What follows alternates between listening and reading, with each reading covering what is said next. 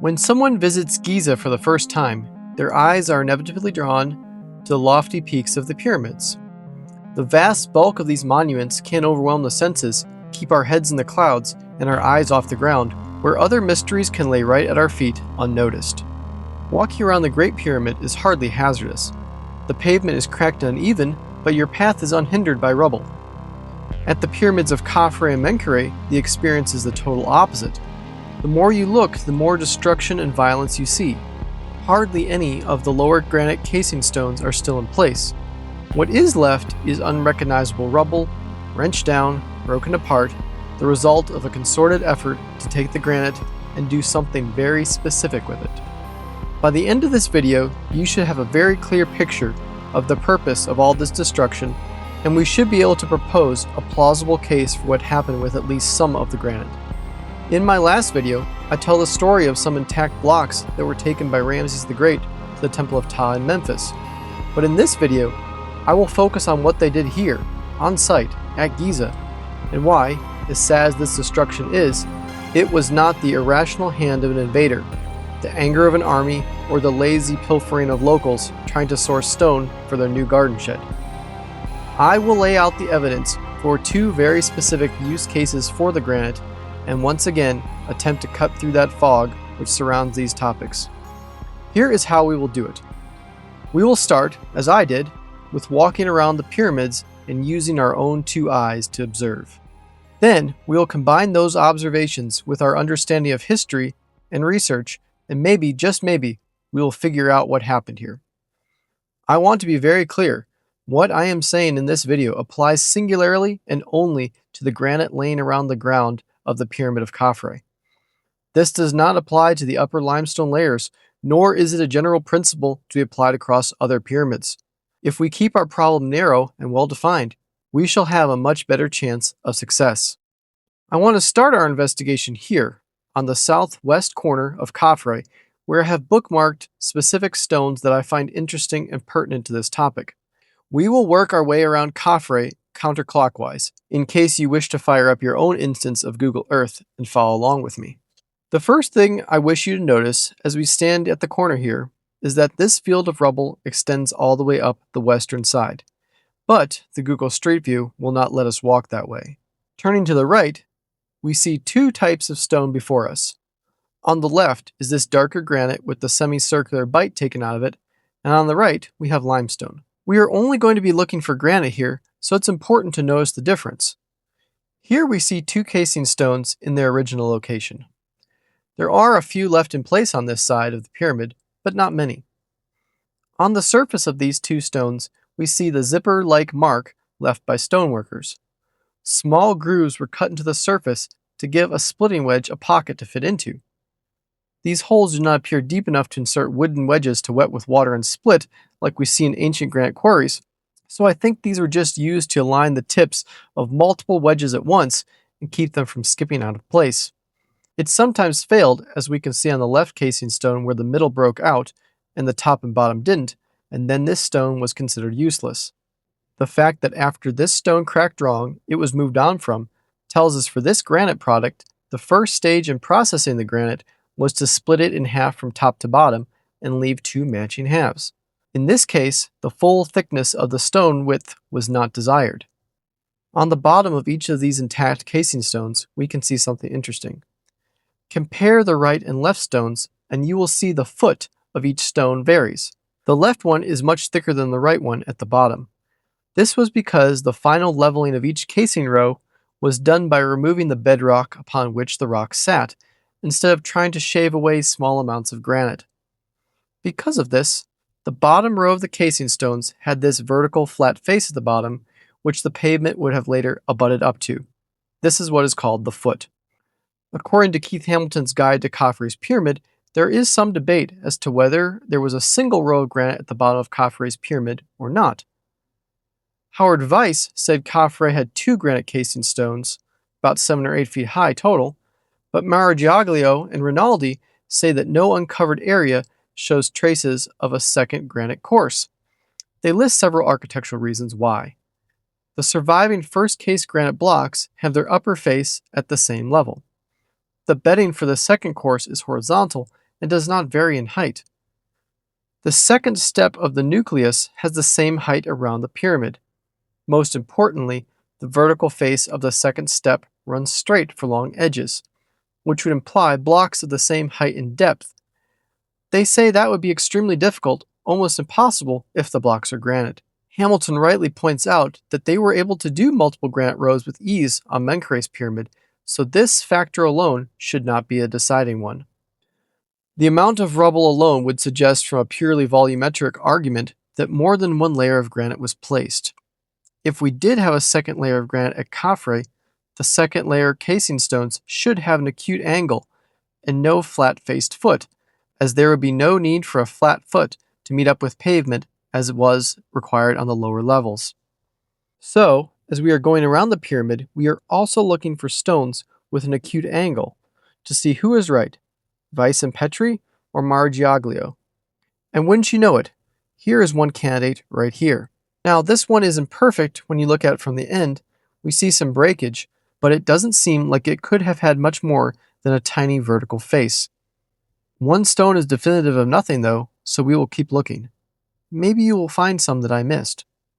In this image, we are introduced to the second cut done to granite after being split in half, at least in the first of the two granite quarrying processes we are observing here. We are seeing the leftovers, which, when assembled, gives us a good idea about the shape they actually wanted. These curved splits were also made with wedges, and we can see exactly how deep they were incised prior to splitting. It looks like this type of granite can split very consistently and smoothly, and even in curves with a wedge inserted not more than a couple inches in. But the entire length of the desired split must be split at the same time, as granite does not allow one end to split before the other and remain intact. These two curved discards look like they would have been the rear of the casing stone where they contacted the core. Turning to the right, we see a pile of our next standard discarded offcut, what I am calling the curved wedge. These are the front tips of casing stones that have been split off, and once again, this one appears to have a pretty acute face. We have nearly all the major cuts identified at this point. The casing stones were split down the middle, leaving two matching halves. Then the back and tip were removed, leaving a circle punched out of the middle. There are also some here which have the tip cut off first and then split in half, but we will talk about those in a little bit. If you have ever made biscuits at home, you have done a version of what was happening here. A curved circular granite piece, half as thick as the casing stone was desired, so they had to overlay a circular split onto an odd trapezoidal casing stone in order to get the most out of it. But cutting a circle always means the tip and back of the stone will be discarded, along with some small top and bottom segments. The top and bottom segments were thinner though, and often just broken to bits and are not identifiable in many cases. But we have enough pieces left over to identify the shape they were after. Let's keep going and see what else we can find. We will see the entire pyramid complex is littered with these very specific shaped leftovers, meaning the intent for repurposing granite was singular in nature. They wanted as much of Khafre's granite casing as possible to be turned into two circular shapes, one thick and one thin. Here is another example of showing how sometimes the back and tip were split off first, and then the whole stone was divided. The tip thickness shows that it is just as thick as an entire casing stone prior to being split. Just behind it, we see a stone that was rounded first, and then splitting it failed, rendering it useless. We may have the same issue here, but we can't look behind and see if it's broken. The half-finished nature of these reworked stones is so beneficial. We can see this slab has the tip and back removed, but the top and bottom in place, showing just how thin the margins were in this direction. This is why, as I mentioned before, we don't see thin curved slivers, top and bottom, like we do for the tip and back. They were just too thin to survive removal. If we look at Petrie's numbers, the casing stones were about 41.5 inches thick, 105.5 centimeters thick, meaning that whatever the end use for these circular slabs were, they had to be sub 41 inches by the time they were finished being rounded. Just a few feet on, we have another pile of tips viewed in profile where we can see that crescent shape again. Not all crescent tips are made the same though, and as I mentioned before, there are two styles. Here we see the thick and the thin. And if we go to the right, we will see this large round stone with a square socket in the middle and an unfinished edge. Look at it carefully. Notice its edge is chamfered in a slope, and that it appears to be the full thickness of a casing stone, not one split in half first. We won't see any more of these around the pyramid, so take a good look, and we will come back to this later. As we walk around this site, a few blocks stand out as being cut into shapes other than circular, such as these two, but they are in the minority. In general, we can say that the casing stones on this side of Khafre were subjected to two processes. First, some were split in half and then rounded, and others were rounded and not split in half. It seems like the more successful method, if you wanted to split the stone down the middle and make two round stones, was to first split the casing stone in half down the middle before rounding, and not the other way around. Here is an example. The cut through the middle to split them in half was done after rough rounding. The rounding is not the precise, careful rounding that leaves a well-defined tip, but rather rough hammering. I think the issue you would encounter by rounding the stone first and then trying to split it would be that you gave yourself a larger surface area around a circle that you then have to force wedges into. It would also be hard to prop a circle on end and keep it there while numerous people hammered it in half. In the background, this failed drum shows the problem. It split, but either from just bad stone or from trying to split it unevenly from all sides, it fractured incorrectly and was discarded. So we have two techniques going on here. The round first, split later technique is more prevalent, starting around the middle of the southern side. This is another possible candidate for a casing stone without a foot, which would mean a second layer of casing stones. I can't be too definitive about that, as I am working with a grainy Google Earth Street View from 2013, where distortion of proportion and shadows play tricks on you. Acute edges can easily get blunted over the years, but this one doesn't seem uniform enough to be a bottom row foot. However, we are still searching for that all-important casing stone whose angle is so sharp we instantly recognize it as a layer 2 casing stones without having to talk ourselves into it. These two stones potentially meet that criteria. I have now moved to the east side of Khafre, and while we still do see the tips and rounding marks, we don't see as many standardized cuts. This tip, however, certainly looks like it could be from a second layer, and this full casing stone does as well. We still need to be careful though, because right next to it is this other casing stone, and it shows just how small the foot can be in places. Small enough to be removed by just this small amount of edge damage. Just a few paces on, that hesitation is removed upon looking at this massive casing stone in profile, split down the middle, but clearly showing absolutely no foot, just a sharp, perfect angle. I think this is absolutely the best evidence for a second layer casing stone, which would mean Weiss was correct, and we have found more evidence supporting Keith Hamilton's acute angle hypothesis. I am sure there are more angles to be found, but this is just what I can see with Google Earth View. I know I have some viewers who are probably headed to Egypt, and I would appreciate any better pictures you can send me of the stones in this video, especially any that I say may have acute angles. There are many more that I saw which have potential, but don't have a good angle to view the edge. The view of the rubble on the north side is difficult because the path on Google Earth is too far away to get a good look. But we see the same general blocks we have already met till about the middle, where the casing stones then seem much more tidied up, and except for a few blocks here and there, are entirely composed of reassembled rubble. No doubt this is a fairly modern effort to improve the view of the pyramid from the side most people enter on. I have included a link to a map of the locations I visited here on Google Earth in the video description if you would like to visit any of these stones more carefully and take pictures. So what does all this mean, and what were the casing stones used for? For the most part, 2 drums of stone were obtained from a single casing stone, and there are 2 possible uses for such drums. The first would be pillar construction.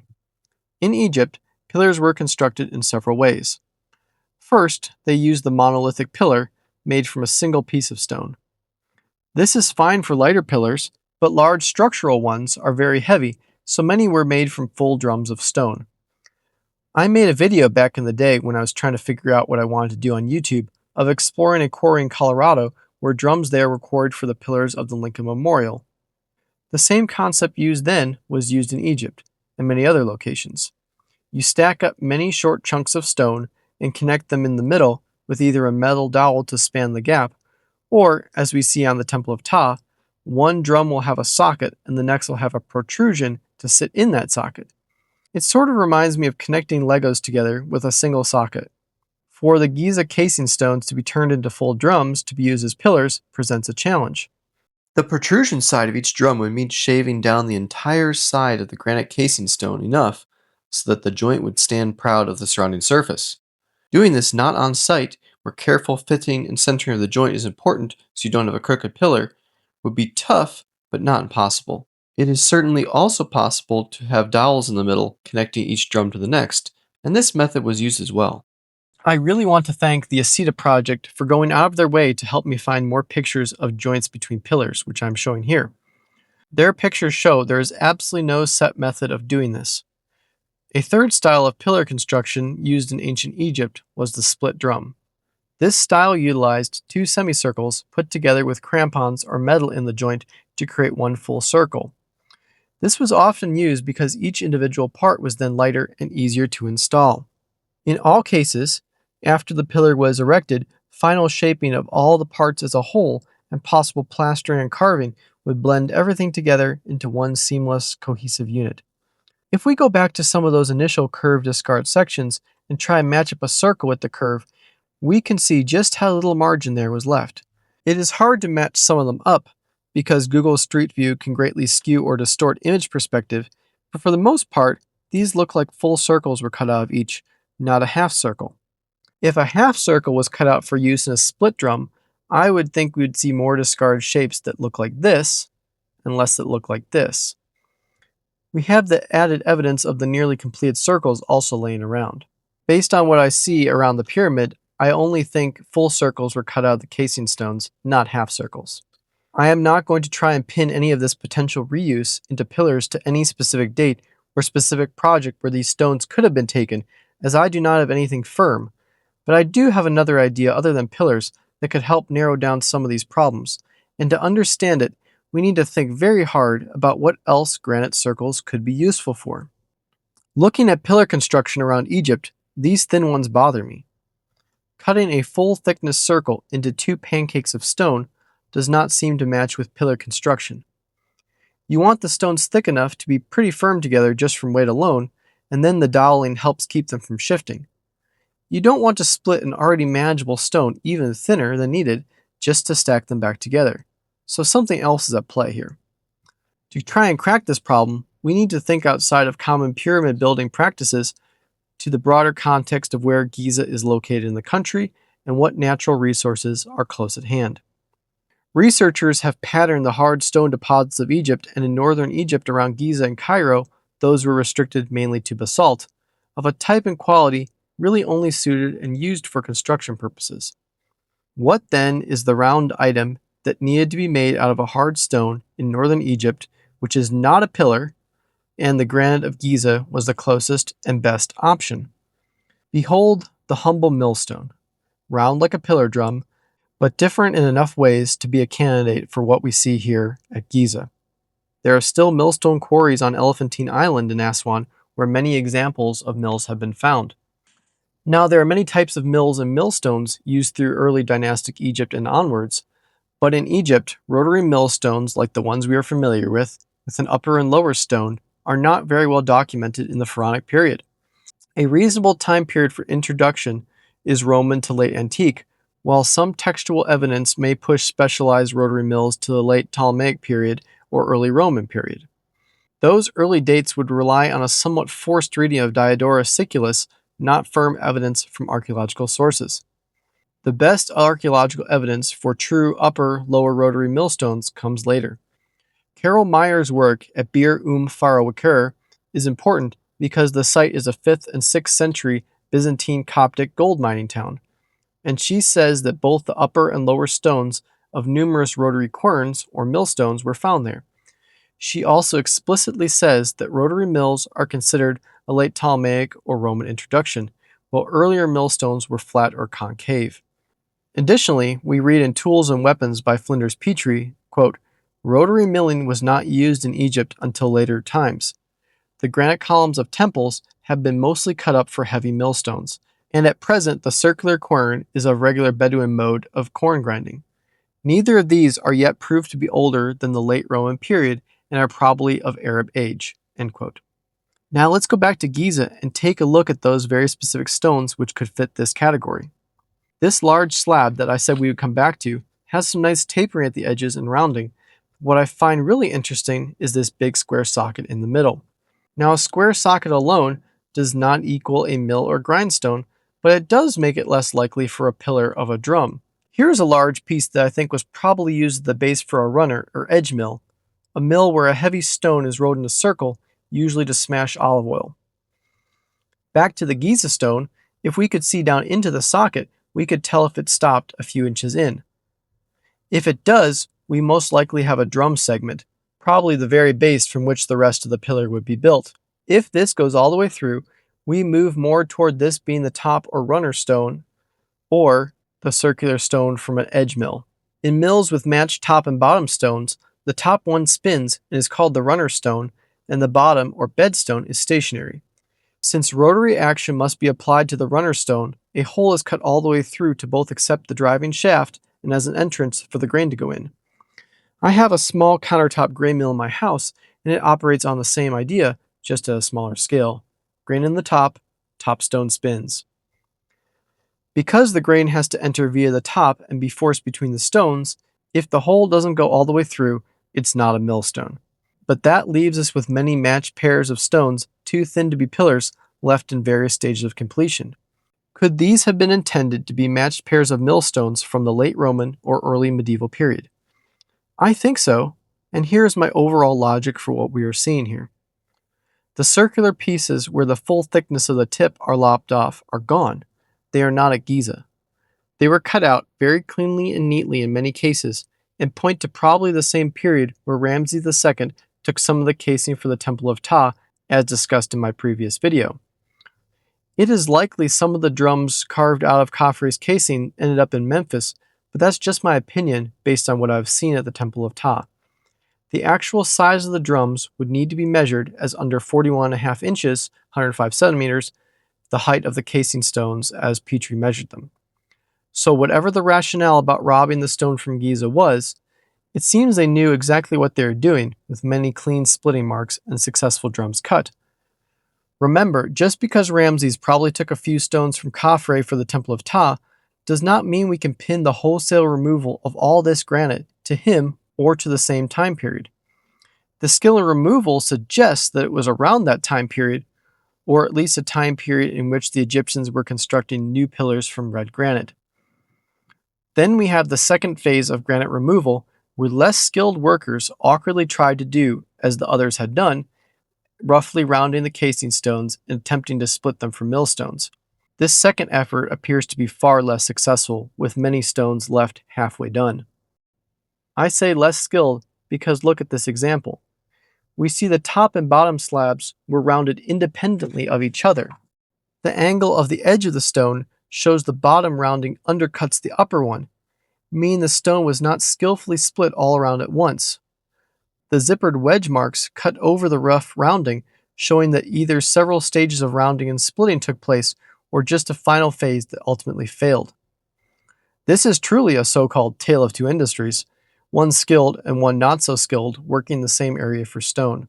Two purposes, two technical heritages, one copying the other, but the second not as effectively. If anyone watching this video is headed to Egypt soon and wants to take a look at that stone with the square socket and let me know if it goes all the way through or not, I would appreciate it. Until then, I hope you enjoyed this incredibly deep dive into the murky world of stone reuse at Khafre and found it interesting. Thank you for watching.